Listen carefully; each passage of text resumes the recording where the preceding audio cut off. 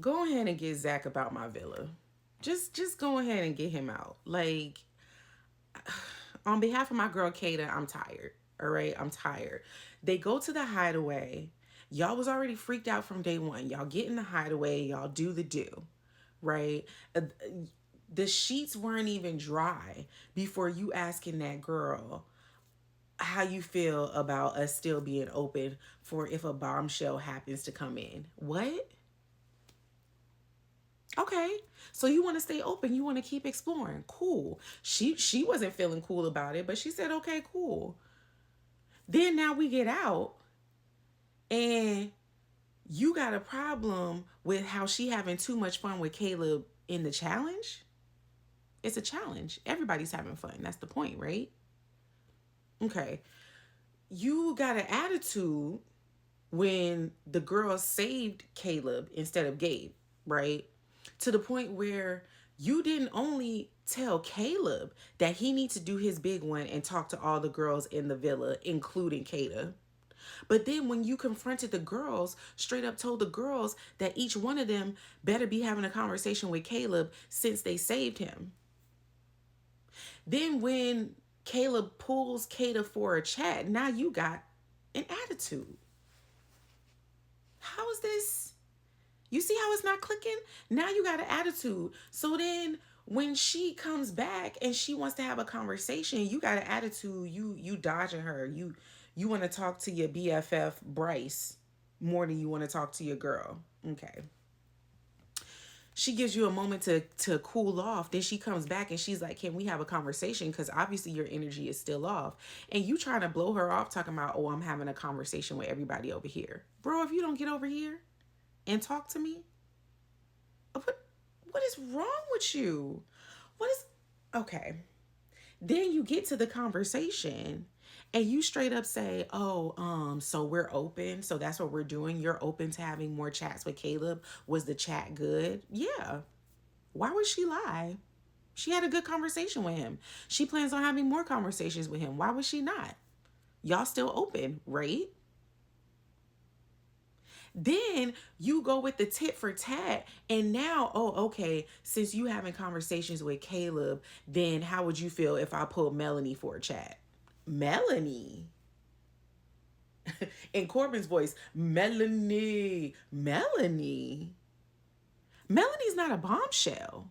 Mel has been here since day one. Since when are you interested in Melanie? You knew that was a low jab because she's an OG, not a bombshell. Now you're trying to make it seem like, oh, there's been other people in the back of your mind this whole time.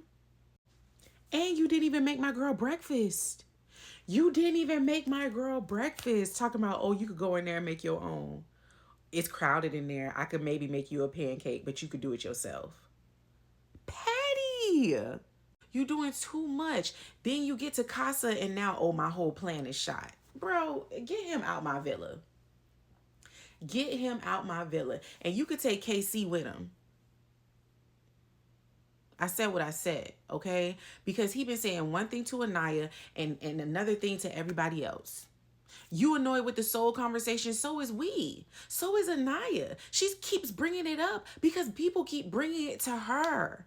Why is this still a conversation in every challenge? Something that she's never heard. Because you're over there telling the dudes that you want to explore and you feel like you're not having the full experience. But then when you in Anaya's face, you saying you happier than you've ever been and you don't want to go nowhere else. And you trying to figure out why she's insecure?